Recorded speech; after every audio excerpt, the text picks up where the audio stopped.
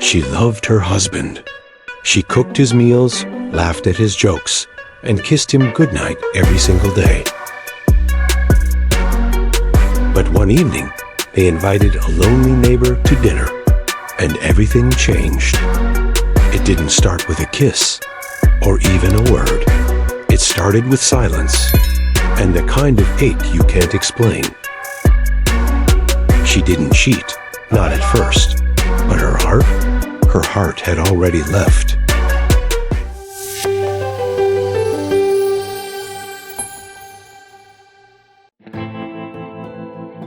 Every love has a beginning, but not every love is meant to last forever. That's how it began, a fairy tale with no warning signs of the heartbreak ahead. They were young, full of dreams, and hopelessly in love. Her name was Hikari, and once she believed in forever. She met Kevin during a rainy afternoon at the university cafe, both of them hiding from a storm that seemed to push fate forward. He smiled. She looked up. And just like that, a simple hello turned into 1,000 tomorrows. They were inseparable. From skipping classes to watching the sunrise together, they became each other's gravity. Hikari often said, "God wrote our story before we were born," and Kevin believed her. They didn't have much, but what they had was genuine, honest, pure. So when they got married, without rings, without a big ceremony, it didn't matter. They had each other. That was enough. Their love was simple. Waking up late on Sundays, making instant noodles at midnight, holding hands in grocery stores. The world outside was loud, uncertain, even cruel at times. But inside their small apartment, life was warm and safe. Then one day, things started to turn a new page. It was an unexpected encounter, in a way that no one expected. They returned home after experiencing an emotional movie together, seeing a strange man standing there, probably in his 40s, with tired eyes and a silence that made you curious.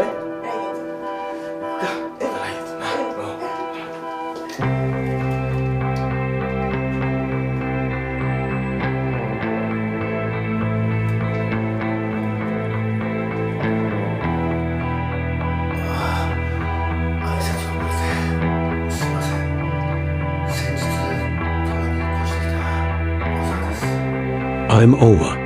Just moved next door," he said softly. His voice was calm, but there was a weight behind it.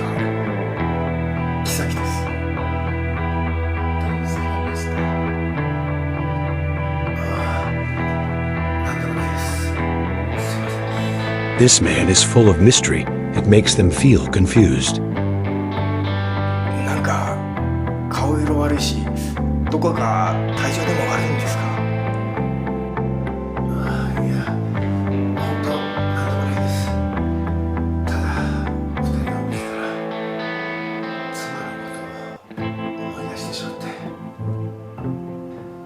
先月妻が交通事故で亡くなってしまって、引っ越してきたのもそれが原因で、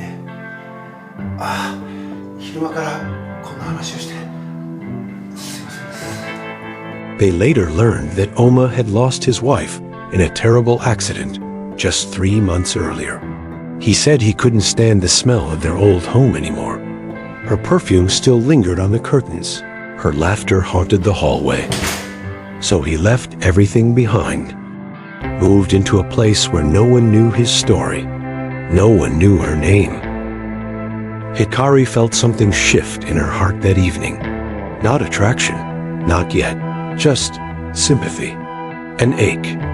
The kind of ache you feel when you see someone barely holding themselves together. That night, Kevin and Hikari sat down to talk. After Oma's story, he suddenly felt worried about his own life story. What if he was like Oma? What if something bad happened to him? What if one day he could no longer see Hikari? That made him feel scared. Kevin is a good man. He sympathizes with Omar's loss. He tells Hikari that.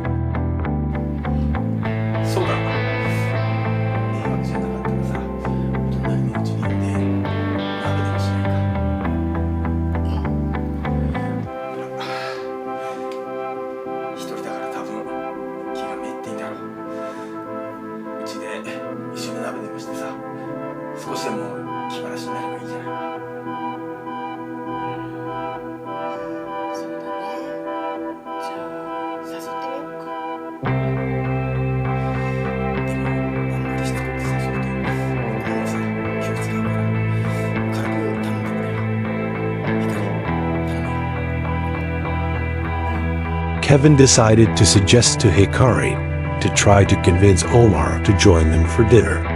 He wanted to help Omar get through these difficult days. 小沢さんもいろいろ苦労してるからたくさん亡くなって本当に辛い思いしてると思う。少しでも励みになるので、これからちょこちょこ緊急付けしてあげよう。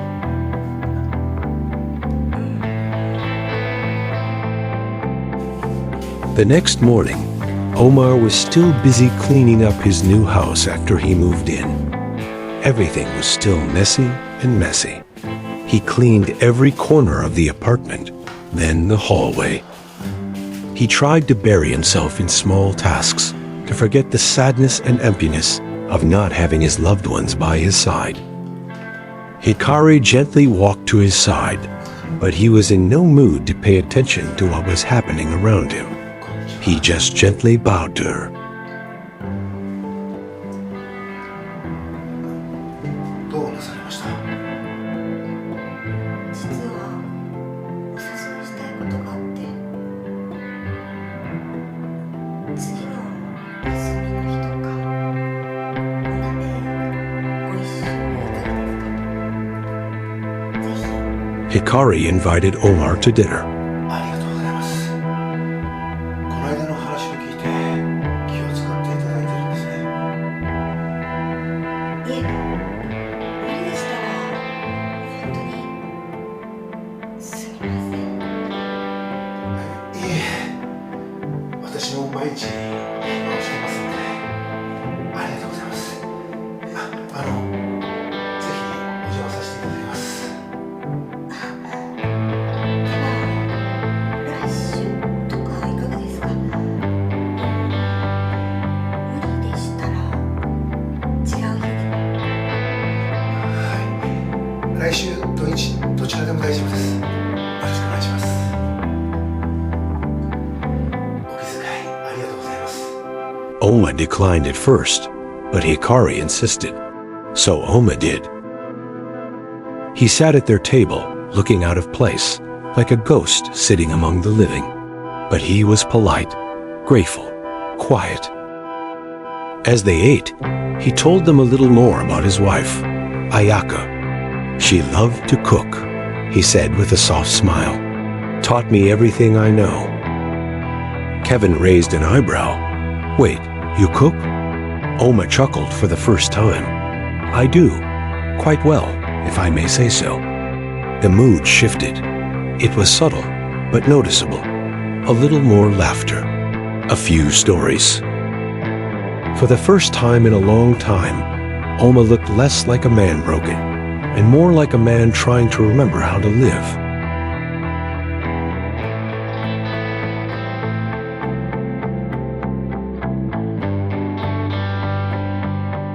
That night, after dinner was over, as they were talking together in the bedroom, Kevin leaned towards Hikari and whispered, "We should invite him again. Might be good for him." Hikari nodded. "He's hurting." Kevin smiled. "Maybe we can help him heal." They didn't know it then, but that decision, that small act of kindness, was the first drop in a storm that none of them saw coming. From that night on, Oma became a regular part of their life. He'd stop by to borrow sugar, or Kevin would bring him leftovers. Sometimes they'd have wine and talk about old songs, old movies, old regrets. And then one day, it happened.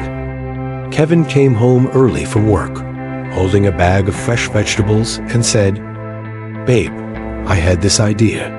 Hikari raised an eyebrow. "Okay, that usually means trouble." He laughed. "No, listen, Oma's a great cook, right? And you're always saying you want to try new recipes. What if he teaches you?" She hesitated. It wasn't that she didn't like the idea. She did, but something about it made her uneasy. She couldn't explain why. Still, Kevin looked so genuinely excited. He's alone all day. You're home alone. This might be good for both of you, he said. Besides, I'll feel better knowing someone's around when I'm working overtime. She agreed, hesitantly, but she agreed.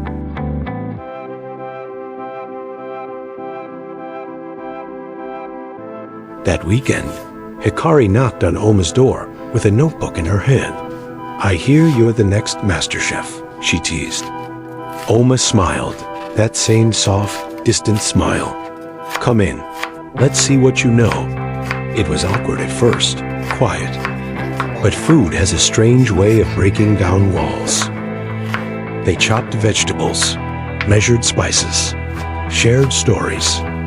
And for the first time in a long time, Hikari felt like someone was truly seeing her, not just as Kevin's wife, not just as the woman who managed the bills and washed the clothes, but as a person with thoughts, emotions, depth.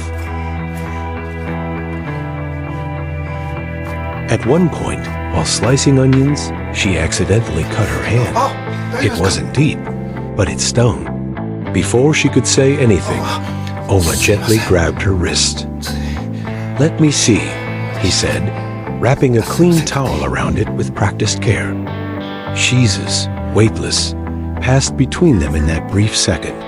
She pulled her hand back, flustered. Thanks. I'm fine. But her heart wasn't. At that moment, standing next to Omar, listening to his friendliness, Hikari felt moved. Her hand still tingled. Not from pain, from the memory. And she asked herself a question she couldn't answer. Why did that feel like something I've been missing?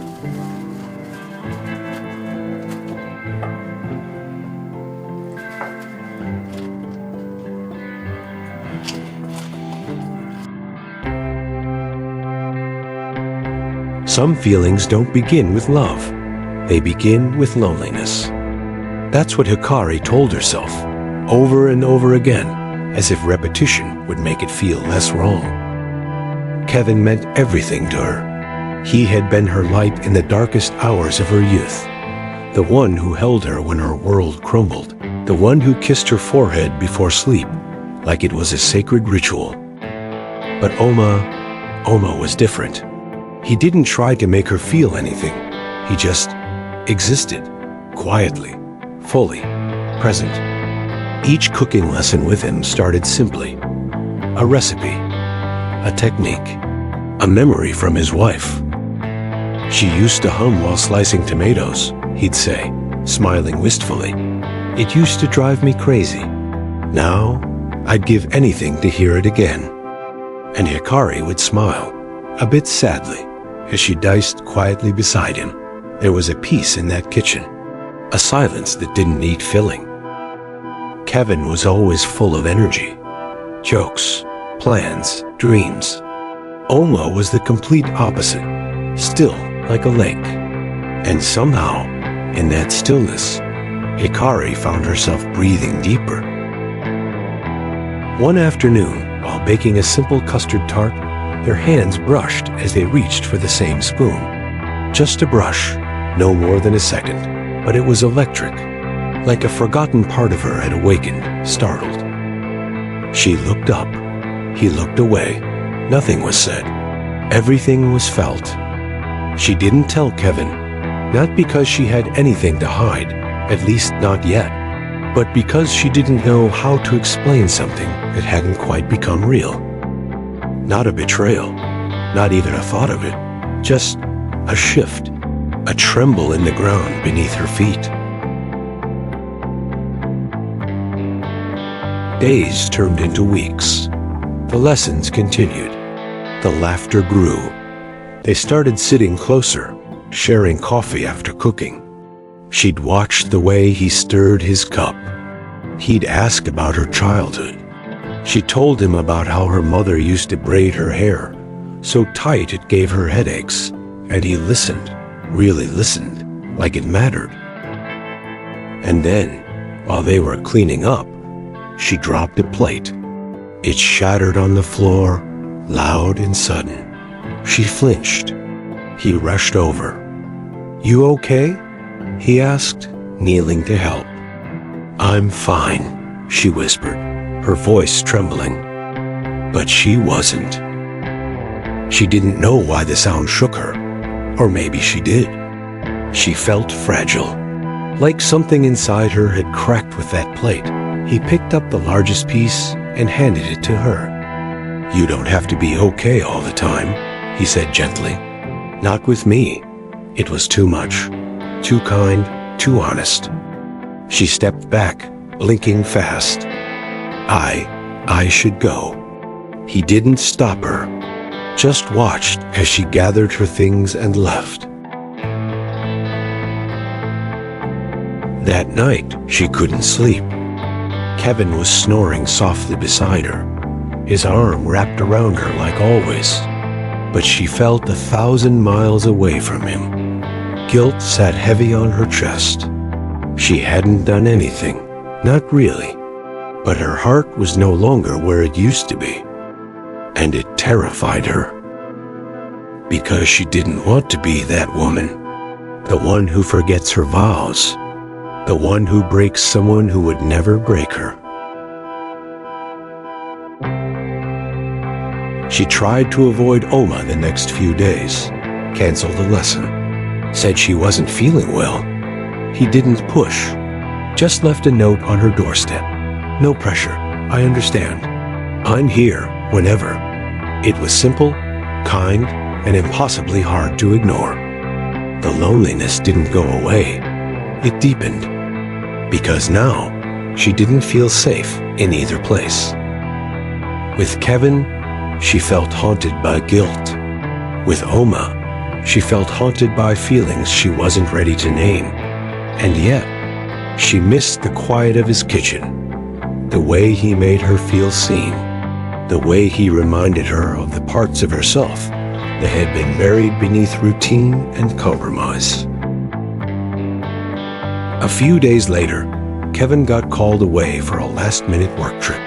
3 days. Before he left, he kissed her goodbye and said, "You're my whole world, Hikari." She smiled, but the moment the door closed, she sat on the kitchen floor and cried. Not because she didn't love him, but because she didn't know how to be honest with herself anymore. She never meant for it to happen, but it happened anyway. The first time her heart fluttered, it wasn't planned. It wasn't passionate. It wasn't romantic. It was quiet.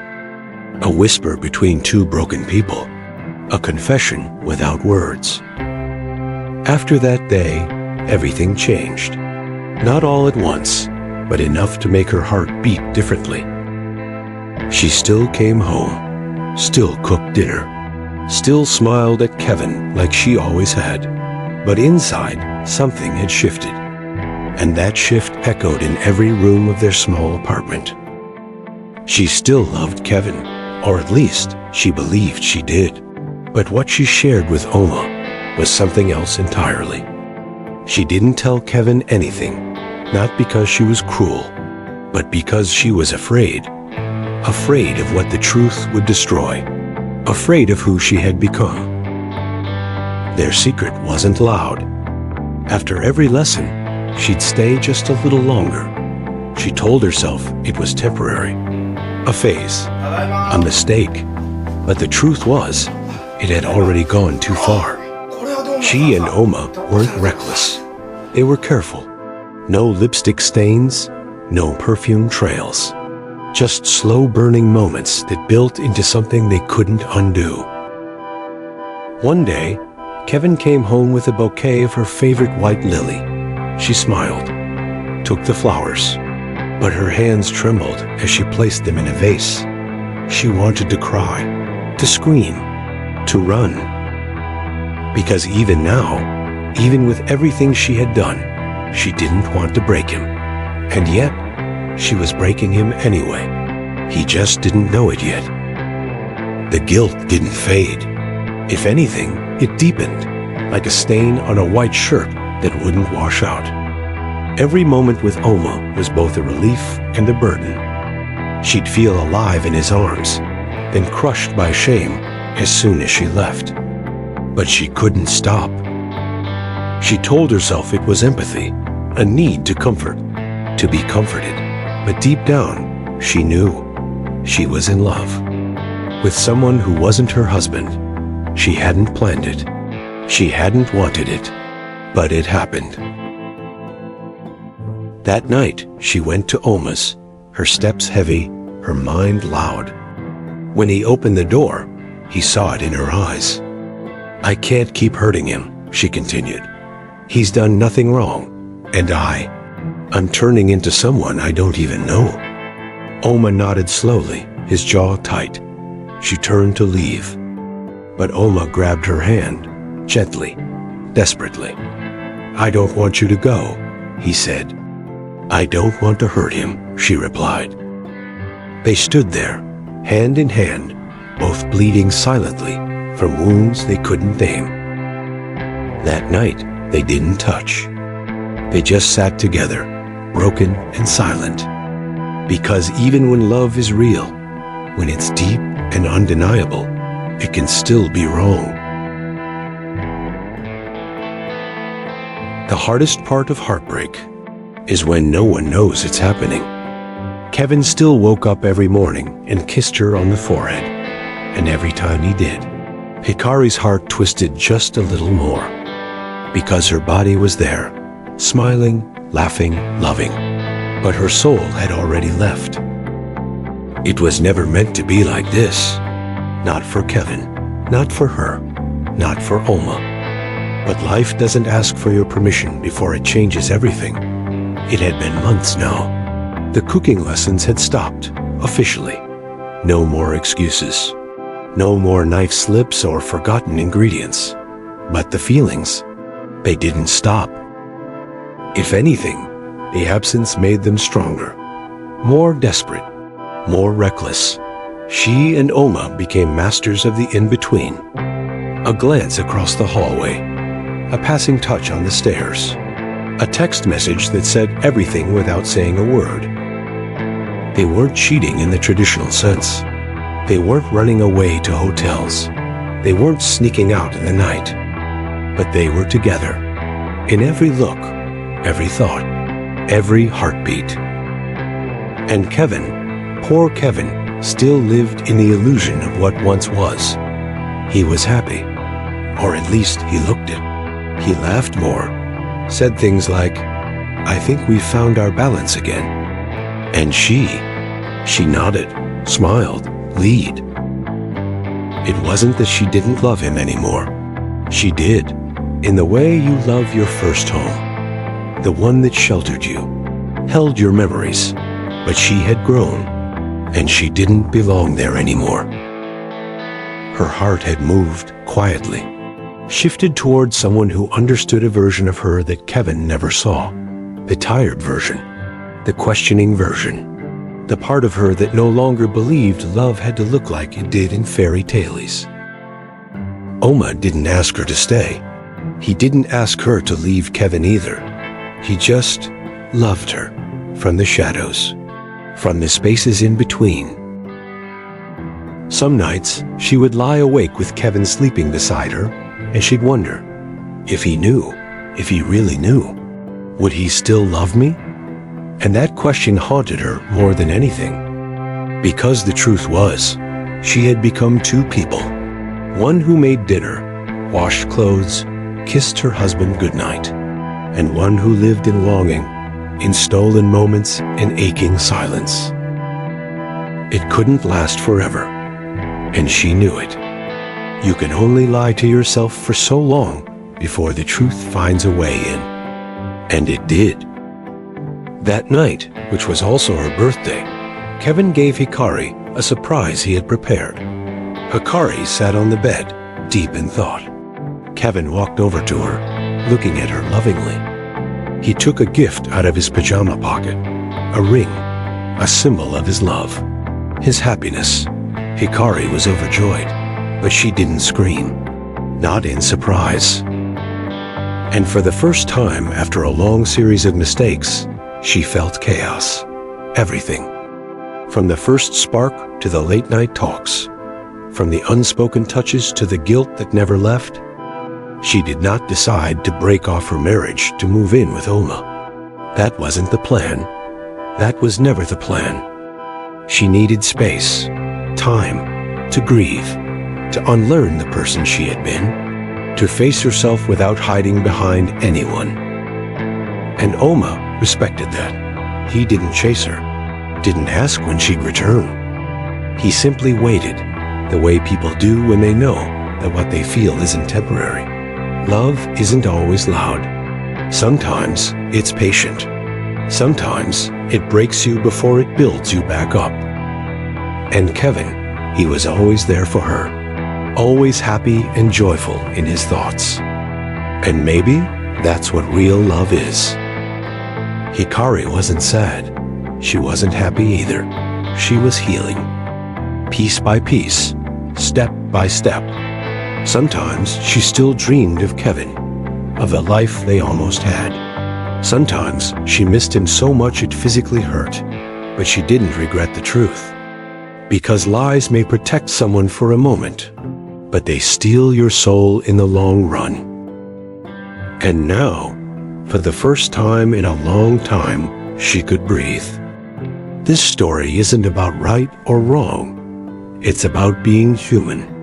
About how we outgrow things, even the things we once prayed for. So if you're watching this, and you've ever loved someone, and then loved someone else, and hated yourself for both, know this. You are not a villain. You are just trying to find your way home. Thank you for watching. If this story touched you, leave a comment below. Let's talk about it, honestly.